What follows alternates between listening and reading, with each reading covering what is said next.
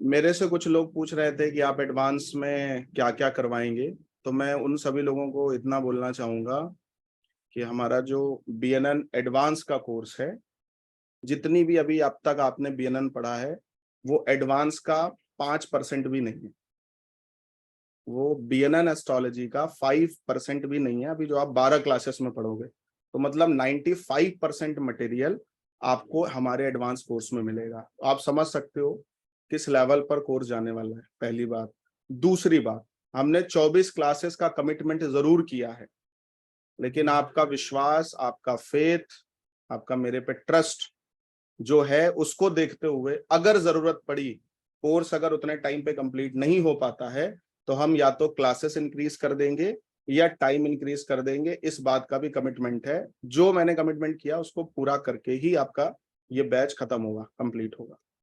दूसरी बात हो गई। तीसरी बात, कुछ लोग कोर्स कंटेंट के बारे में पूछ रहे थे। तो आप उसमें अभी जो आपने राशि या कॉम्बिनेशंस बनाना सीखे हैं, उनको एडवांस लेवल पर कैसे यूज करते हैं और क्या क्या चीजें उसमें ऐड ऑन हो सकती हैं, वो आप सीखोगे। कॉम्बिनेशंस बनाना सीखोगे। इसमें तो 1-to-1 कॉम्बिनेशंस ही हैं, उसमें 4-5 प्लैनेट्स के भी आप कॉम्बिनेशन सीखोगे। राशियों की प्रिडिक्शन कैसे करनी है वो आप सीखोगे वहां पे। और जुपिटर से सभी भावों में प्लैनेट्स के जो रिजल्ट्स आते हैं वो आप एडवांस में सीखोगे। और एक्यूरेट करियर का सिलेक्शन कैसे करके देना है वो आप सीखोगे।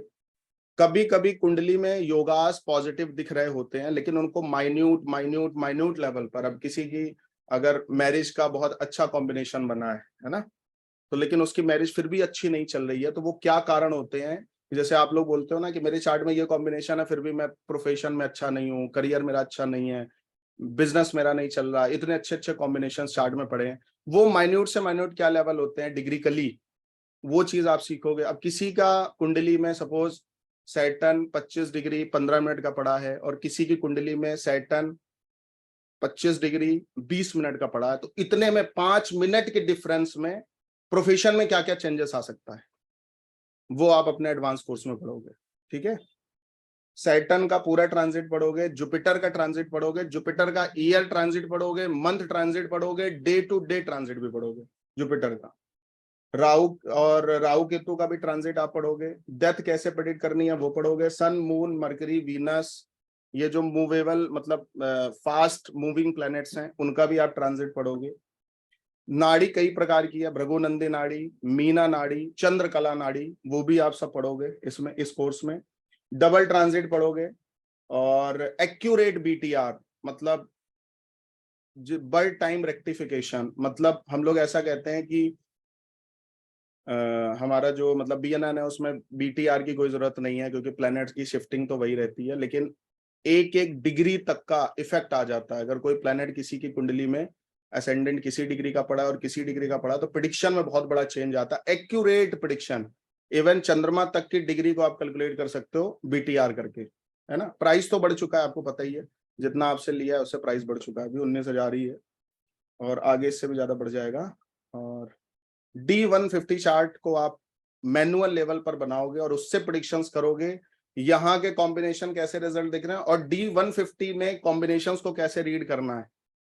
तो करियर जब आप किसी का सेलेक्ट करके देते हो ना, तो जरूरी नहीं है कि आपके D1 चार्ट में सैटर्न जुपिटर का कॉम्बिनेशन बना है तो उसको जुपिटर वाले प्रोफेशन में ही जाना है। मरकरी जुपिटर का कॉम्बिनेशन बना है तो उसको जुपिटर वाले ही बिजनेस में जाना है। D150 चार्ट में जो चीजें आती हैं वो बहुत बड़ा रोल प्ले करती हैं। तो आपके D1 चार्ट में चंद्र कुंडली में जो चीजें होती हैं, वो जरूरी नहीं है कि उसी से किसी का करियर सेलेक्ट होगा। माइन्यूट से माइन्यूट लेवल पर और भी बहुत सारे टूल्स हैं बीएनएन में जो देखने बहुत जरूरी होते हैं।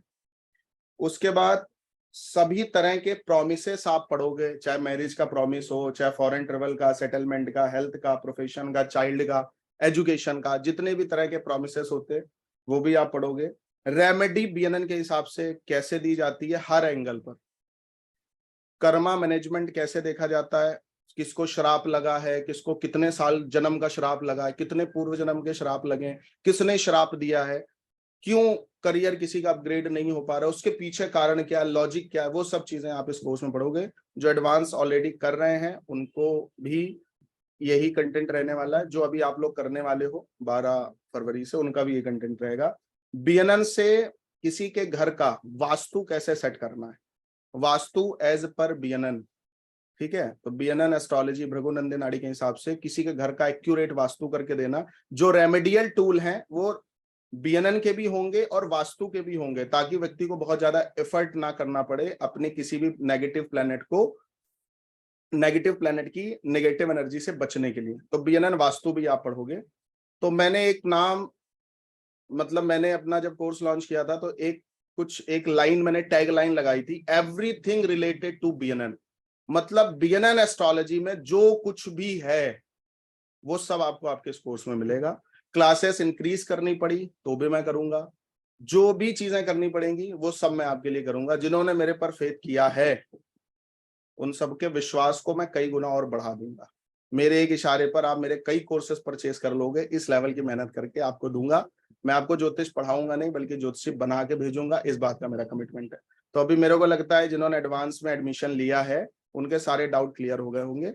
बाकी बातें अब उसी कोर्स में करेंगे। यहाँ पे मैं मार्केटिंग नहीं करने बैठा था, लेकिन मैंने कहा कि उस हर कॉल का जवाब देने से अच्छा है, हर मैसेज का जवाब देने से अच्छा है कि एक बार में वो चीजें आपको बता दें, वो ज्यादा सही रहेगा।